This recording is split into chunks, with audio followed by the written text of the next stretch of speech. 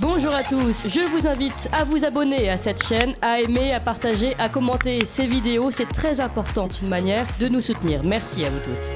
Bonjour Louis Rigaudière. Bonjour Clémence. Alors aujourd'hui, vous souhaitez nous parler de cette fameuse réforme des retraites qui a beaucoup fait parler sur les réseaux également. Alors oui, je vais vous parler de cette réforme qui annonce des jours sombres pour ces Français qui bossent, votent et se taisent à chaque nouvelle mesure prise par la Macronie. Mais aujourd'hui, il y a comme un parfum de révolte populaire qui semble mesurer de nombreux services de renseignement. Des grèves sont évidemment attendues dans d'innombrables secteurs, au point que certains observateurs évoquent une possible grève générale, que ce soit l'arrêt quasi complet des secteurs de l'énergie, des raffineries, de la fonction publique, de la SNCF, de la RATP, de l'éducation, des hôpitaux, Oui, et tout cela mêlé à des manifestations prévues dans plus de 160 villes françaises. Et bien sûr, les réseaux sociaux répondent présents pour dénicher les perles de ces macronistes très au fait des rudes conditions de travail chez les ouvriers, comme le député Renaissance Marc Ferrucci qui nous explique les formidables avancées technologiques pour protéger les salariés.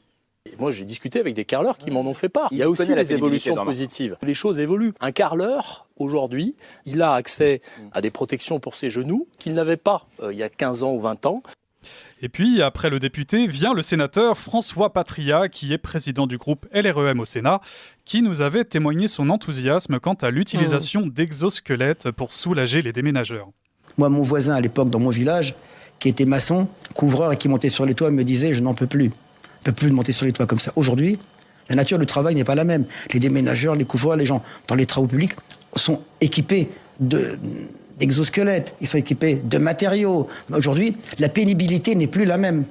Alors, outre ces multiples bourdes qui caractérisent tant cette famille politique... Alors, bourde ou élément de langage, je dirais. Élément de langage aussi, les Français se rendent bien compte qu'ils vont une nouvelle fois se faire avoir. Les contresens et les interventions médiatiques qui se contredisent ne cessent de s'accumuler sur ce sujet depuis 2019.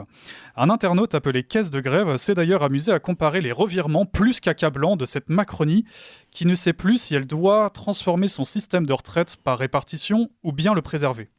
On transforme le système en profondeur. Il s'agit d'une transformation du système. Il y a une unanimité sur la nécessité de transformer le système. Celui dans lequel on vit aujourd'hui est un peu à bout de souffle. Il y a urgence à sauver notre système de retraite. Sauver notre système de retraite. Pérenniser le système. Pérenniser notre système de retraite par répartition. Sauver le système par répartition. Préserver. Le changement de nature du système.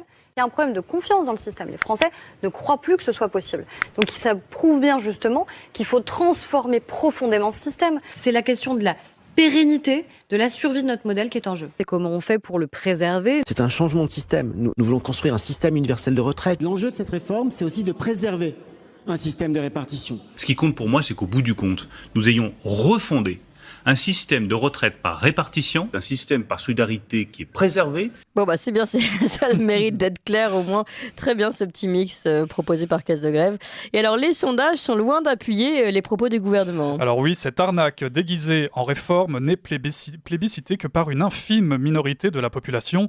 En effet, selon une étude de l'Institut Montaigne, 93% des Français sont contre un recul de l'âge légal de départ à la retraite et 68% rejettent en bloc la réforme.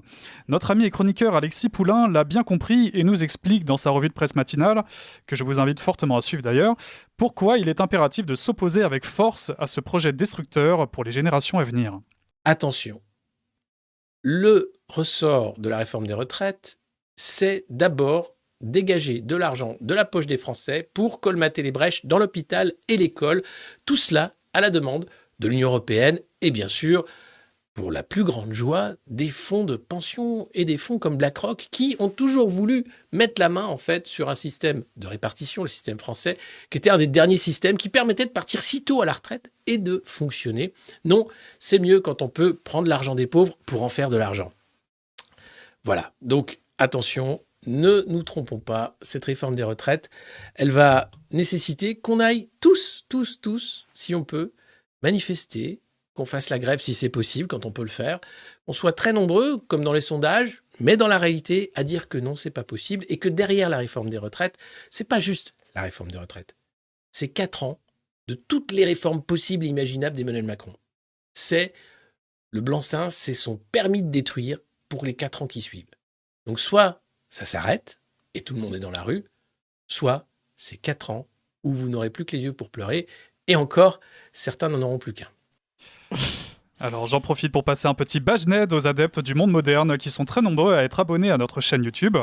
Quant à vous, chers auditeurs et spectateurs de Ligne Droite, je vous souhaite une bonne manif et bonne chance à ceux qui devront subir ces intempéries qui ne font que commencer. Vous nous expliquerez un jour ce que c'est que ce langage secret bajned que vous transmettez au monde moderne. C'est le cri de ralliement des abonnés du monde moderne et de la matinale sur YouTube. D'accord, merci beaucoup Louis Rigaudia. Vous appréciez cette émission? Alors aidez Radio Courtoisie à en produire d'autres, en indépendance totale.